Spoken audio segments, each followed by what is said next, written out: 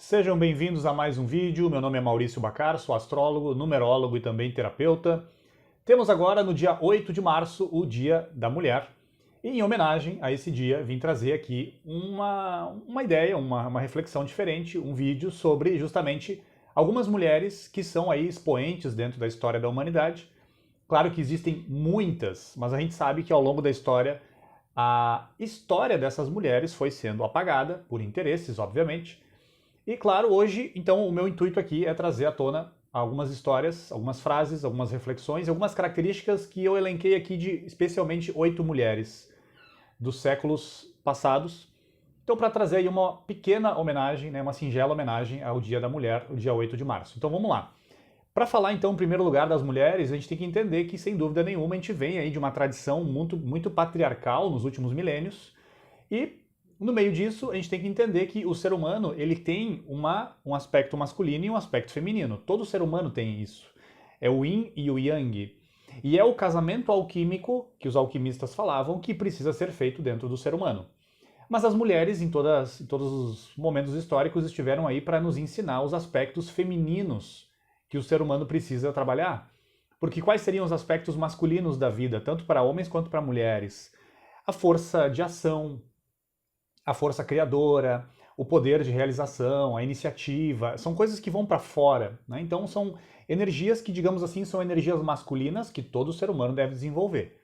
Mas todo ser humano deve desenvolver também as forças femininas, esses aspectos femininos da sabedoria, da vida, como a sabedoria, a perspectiva das coisas, a introspecção, o amor, a receptividade, a aceitação, a gratidão, o contentamento são energias femininas. A espiritualidade é uma energia tremendamente feminina. Por quê? Porque é uma energia que vai para dentro, que vai para o profundo do ser humano. Por isso que em vários mitos aparece lá a busca pela rainha, a busca pela princesa, a busca pela dama. Por quê? Porque a mulher representa dentro do ser humano essa busca pelo espiritual. Então, considerando isso, de que no fundo todos os seres humanos são iguais do ponto de vista espiritual, todos nós temos as mesmas raízes espirituais, por isso fazemos parte da mesma família humana. Nós somos iguais, mas somos tremendamente diferentes, porque não existe nenhum ser humano com a mesma digital, portanto, somos tremendamente diferentes do ponto de vista material, mas somos iguais de um ponto de vista espiritual. Então vamos lá, vamos falar sobre as mulheres aqui. E lembrando, como falei, os últimos milênios, aí, uma repressão muito forte do feminino, inclusive até uma repressão da própria mulher, né? Inclusive na Idade Média a mulher era considerada um ser sem alma, né? Um bom tempo considerado um ser sem alma, vinculavam a mulher com o mal. Então o intuito aqui, claro, não é bater de frente com tudo isso que já aconteceu, obviamente não é isso, mas é simplesmente trazer à tona aqui algumas histórias, algumas frases e algumas características dessas mulheres que foram expoentes no passado e, como já falei, fazer então essa singela homenagem. Então eu elenquei aqui 8 mulheres, vou começar com a esposa de Pitágoras, que viveu ali por volta de 500 a.C., mais ou menos. O nome da esposa de Pitágoras era Teano. E Teano, ela diz o seguinte, que é melhor estar sobre um cavalo chucro do que ser uma mulher que não reflete. Ou seja, a visão dela é que todos os seres humanos precisam sim desenvolver a sabedoria, inclusive a própria mulher. Então ela diz, é preferível ficar em cima de um cavalo chucro do que não refletir, não buscar a reflexão, não buscar a profundidade. E inclusive a numerologia que eu trabalho é a numerologia pitagórica, que é da escola de Teano, é da escola de Pitágoras. Então, a numerologia pitagórica é dessa época, mais ou menos 2.500 anos atrás. Então a gente começa com essa personagem aqui, que pertencia a essa escola, né, do seu marido, no caso Pitágoras, uma escola chamada escola esotérica, que, para quem não sabe, uma das primeiras provas para entrar nessa escola esotérica era ficar 5 anos em silêncio. Então, o nível de exigência para entrar numa escola desse tipo era bastante alto, né, um nível bastante alto. A segunda mulher que eu trago aqui é Diotima. Diotima de Mantineia. Ela viveu por volta ali de 470 até 410 a.C. Ela era grega, era uma sacerdotisa, e todos os seus ensinamentos sobre a busca da sabedoria, a busca da verdade, a busca do amor, inclusive, o entendimento, a compreensão profunda desse tema, o amor, que inclusive vai ser a tônica de outras aqui que eu vou falar também, toda essa busca dela influenciou quem? Simplesmente Sócrates e Platão, ou seja, dois dos grandes expoentes da nossa história ocidental foram fortemente influenciados por essa Diotima. E por que não nos contam isso? Como falei, de uma certa forma, o feminino, a mulher, nos últimos milênios foi sendo deixado de lado. Então aqui nós temos também mais uma personagem. A terceira, chamada Hiparquia, ela viveu por volta de 300 anos antes de Cristo. E ela tem uma frase, uma famosa frase que diz o seguinte, que ela diz o seguinte: o tempo gasto tecendo os fios da minha mente e educando a mim mesma, isso era o mais importante. Então ela dizia que o mais importante, né, na vida dela, naquele contexto, era tecer, né, os fios da mente dela e educar a própria personalidade dela. Ou seja, educar, transmutar, pegar esses elementos materiais, o aspecto mental, emocional, físico, e levar para, digamos assim, um aspecto mais sutil, um aspecto mais transcendente. Outra personagem que trago aqui, que foi morta, né, por fanáticos da época, Hipátia, que é a Hipátia de Alexandria, viveu ali por volta de 355 até 415 depois de Cristo. Ela era diretora de uma escola também de nível esotérico, filosófico, e ela era considerada uma grande astrônoma, uma grande matemática, uma grande buscadora, ou seja, uma grande amante da verdade, uma grande amante da sabedoria. E na época, então, ela foi morta brutalmente por fanáticos. Os livros dela foram queimados e se diz que naquela época vários magistrados da época consultavam ela em primeiro lugar para tratar dos assuntos assim que às vezes eram assuntos complexos de administração da cidade. Então, além dela ser a diretora dessa escola filosófico-esotérica na época, ela também ajudava ali, aconselhava os magistrados da época. Outra personagem chamada Hildegard de Bingen. Ela viveu de 1098 até 1179. Bom, essa personagem, a gente estudando ela um pouquinho, a gente percebe que provavelmente ela tinha uma mediunidade bastante diferenciada, ela teve várias visões, inclusive vou ler aqui uma frase que ela mesma diz. Então ela era considerada uma visionária, né? Ela era compositora, poetisa, terapeuta. Ela tratava as pessoas na época com o quê?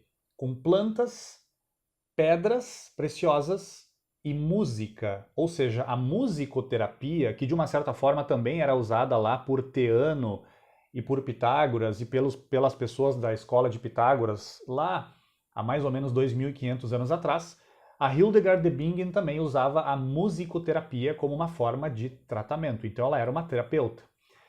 E o que ela escreveu? Ela escreveu na época dela uma enciclopédia médica e também escreveu sobre ética, cosmologia, música, a própria medicina, sobre poesia mística. E tem uma frase dela, então, que mostra isso, que ela diz o seguinte, que aos 3 anos de idade, eu vi uma luz tão forte que por causa dela a minha alma inteira estremeceu. Mas como não tinha idade para falar, não pude contar nada. Aos 8 anos entrei em contato frequente com Deus e até os 15 vi muitas coisas. Então aqui a gente vê uma personagem que de fato tinha uma percepção diferente, tinha aí uma abertura diferente e claro, como ela estava provavelmente num contexto bastante religioso, ela muitas vezes não poderia abrir a capacidade que ela tinha. Vamos para mais uma personagem, Heloísa de Paráclito. Ela viveu de 1101 até 1164. Essa personagem ela tinha um amplo conhecimento de latim, grego, hebraico, de história, de filosofia clássica, de literatura. E o centro da busca dessa mulher era o amor desinteressado. Essa era a busca dela. E ela deixou bem claro na sua forma de vida e talvez nos seus escritos de que o amor desinteressado era a atividade essencial para o ser humano atingir a transcendência, ou seja, o ser humano se tornando um canal de forças divinas, de forças sagradas, um canal para que essas forças contribuam para o desenvolvimento de todos os seres, mas um amor totalmente desinteressado, abnegado, sem segundas e terceiras e quartas intenções. e sem esperar retorno, sem esperar gratidão, sem esperar um agradecimento. Um amor totalmente desinteressado. E ela diz que isso é uma conquista humana. E essa conquista humana e transformadora, obviamente, ela diz que é o caminho para chegar ao divino. Ou seja, segundo essa personagem, o caminho para chegar na transcendência, o caminho para vislumbrar o que é esse tal de divino, é a prática do amor desinteressado. Então essa personagem viveu de 1101 até 1164. Vamos para a sétima mulher aqui, que trouxe como um exemplo também de vida, Marguerite Porete. Então nomes às vezes um pouco estranhos para nós.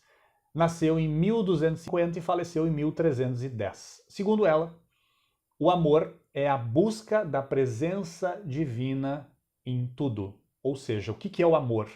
Para além de uma relação entre duas pessoas, o amor é uma força que move o ser humano para buscar a presença do mistério, do divino em tudo. E segundo ela, ela dizia, também polêmica para a época, obviamente, e tanto é que foi morta na fogueira. Ela dizia que essa busca, essa busca ela está fora de uma, digamos, de uma moral convencional ou está fora do controle de instituições, principalmente religiosas. Ela dizia que isso é uma busca humana, é uma busca atemporal. Todo ser humano faz isso, todo ser humano anseia fazer isso. E ela diz que justamente as pessoas deveriam buscar o divino por conta própria, sem muitas vezes essa manipulação que acontecia e que talvez acontece por algumas instituições. E claro, a multidão na época foi às lágrimas porque ela foi morta na fogueira e as pessoas que estavam naquela época presenciando ela na fogueira relatam que ela foi de uma forma muito tranquila para a fogueira, ou seja, inclusive na morte ela demonstra total serenidade e compreensão que talvez, para além dessa existência física aqui, exista um plano de maior realidade. E eu termino com a oitava mulher aqui, que é uma mulher que eu já falei várias vezes aqui no canal. Já deixei bem claro que, de fato, para mim é uma das minhas melhores inspirações. Helena Petrovna Hahn, que depois que se casou, ficou conhecida como Helena Petrovna Blavatsky. Uma leonina que nasceu em 1831, desencarnou em 1891. Ela é considerada ocultista, esoterista, cientista, pintora, filósofa, educadora, enfim. E trago aqui basicamente duas frases que para mim são talvez as duas mais emblemáticas dela, para nos inspirar. A primeira delas é que nenhum ser humano é nosso amigo ou inimigo. Todos os seres humanos são nossos instrutores. Então aqui fica uma máxima muito clara, de que se nós estamos abertos e com a consciência, digamos assim, sem pesos, sem coisas que limitem de fato a nossa própria consciência, nós vamos aprender de todos os seres humanos. E também ela fala que o ocultismo, que é uma palavra muitas vezes que as pessoas fazem uma certa confusão, porque parece que essa palavra ela fica rodeada de um mistério, de uma coisa meio mística, enfim.